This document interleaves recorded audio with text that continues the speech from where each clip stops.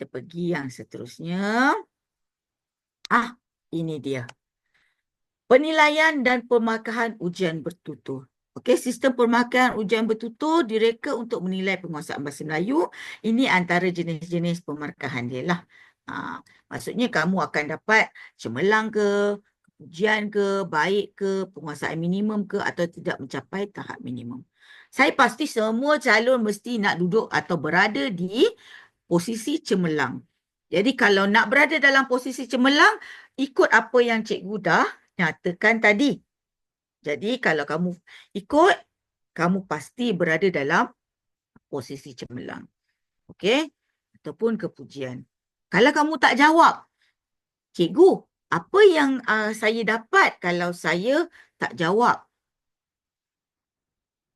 Kalau tak jawab, kamu nak dapat markah macam mana? Kan? Jadi nak tak nak kamu kena bercakap.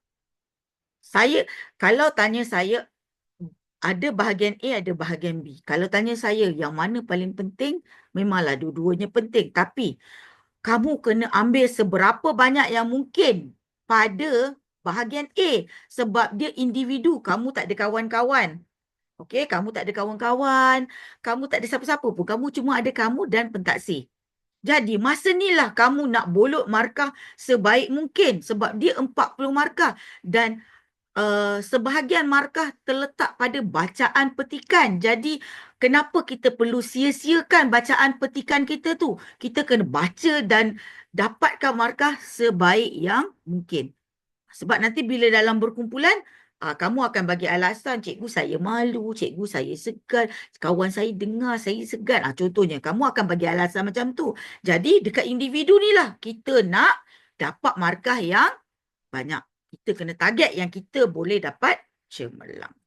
Okey. Kita pergi yang seterusnya. Ini yang seterusnya. Okey. Dia akan jadi lagi menarik ya anak-anak bila kamu ikuti cikgu dekat modul 2 nanti. Yang modul 1 ni cikgu cuma terang apa dia. Nanti kalau kita pergi kat modul 2, kita akan belajar cara nak jawab. Okey, kita tengok ni. Apakah yang berada pada soalan bahagian A? Okey, kamu akan jawab 4 soalan.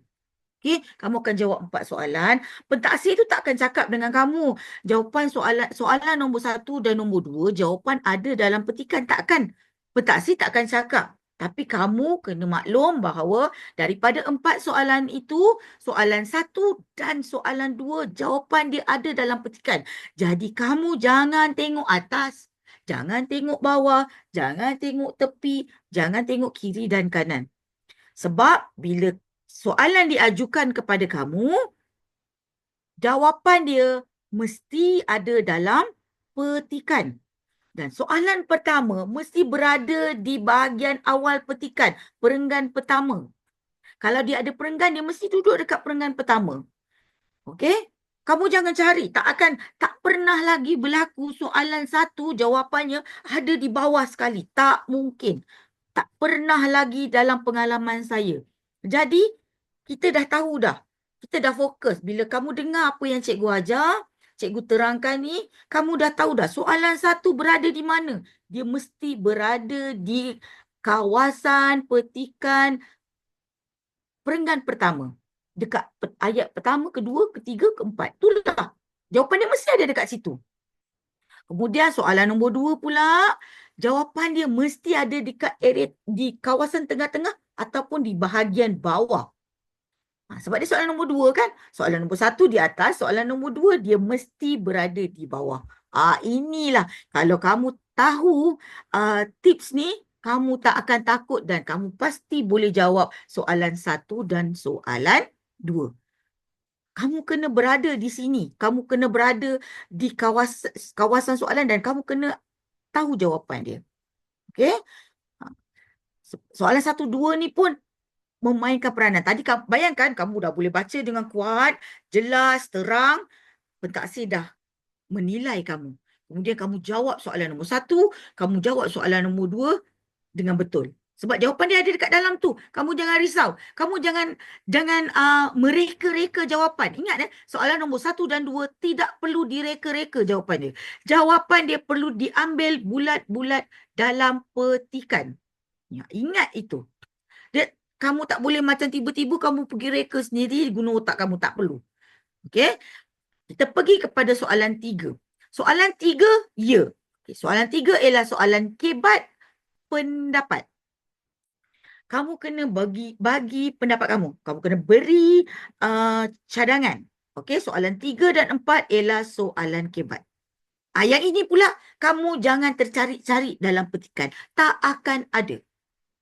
Saya ulang semula. Soalan 1 dan 2, jawapan ada dalam petikan. Soalan 3 dan 4 ialah soalan kebat. Okey, kemahiran berfikir aras tinggi. Okey, jadi kamu kena bagi jawapan. Okey, saya tulis kat kurungan tu, kamu nampak kan? Saya tulis 2 idea. Itu sekurang-kurangnya. Maksudnya kalau kamu bagi satu je, contohnya soalan minta nyatakan pada pendapat anda, apakah punca-punca berlakunya kemalangan jalan raya? Dia minta pendapat awak, kan? Okey. Kalau kamu jawab macam ni, pada pendapat saya, punca-punca berlakunya kemalangan jalan raya ialah pemandu mengantuk. Lepas tu kamu pun diam. Lepas tu kamu tak jawab. Kamu bagi satu je. Kamu akan dapat markah juga. Tapi, cuba kalau kamu jadi orang nombor 2 pula. Soalan yang sama. Pada pendapat anda, apakah punca-punca berlakunya kemalangan jalan raya? Punca-punca berlakunya kemalangan jalan raya adalah yang pertama, pemandu kemungkinan pemandu mengantuk atau kurang tidur dan menyebabkan kemalangan berlaku. Selain itu juga, tadi ingat tak saya kata ada penandu wacana. Selain itu juga, pemandu kamu jawab kurangnya kenderaan tidak diselenggara dengan baik. Contohnya. Kedua ialah kenderaan tidak diselenggara dengan baik menyebabkan berlakunya kemalangan jalan raya. Lepas tu kamu bagi lagi idea seterusnya. Pemandu yang suka melanggar peraturan jalan raya. Contohnya memandu dengan laju dan berbahaya. Kan berbeza tu bila kamu bagi satu saja idea berbanding dengan kamu bagi 2 atau 3 idea. Jadi saya sarankan beri sekurang-kurangnya 2. Tak adalah kalau macam saya kata 2, nanti kamu kata tak boleh bagi 3, tak boleh bagi 4. Bolehlah kalau kamu boleh bagi 3 atau 4 pandangan, lebih baik. Cumanya saya sarankan jangan bagi 1. Sebab bila kamu bagi 1 saja cadangan, ia akan menjejaskan markah kamu. Kalau kamu bagi 2 atau 3 cadangan, kamu punya markah akan melonjak naik. Sebab ingat kita ada 40 markah yang kita nak kejar. Okey, soalan keempat juga sama, adalah soalan kreativiti ataupun sama juga. Dia lebih kepada soalan kebat dan pastikan kamu beri 2 pandangan ataupun 2 idea. Barulah kamu bayangkan kamu jawab semuanya dengan baik, barulah kamu boleh dapat 38 markah contohnya.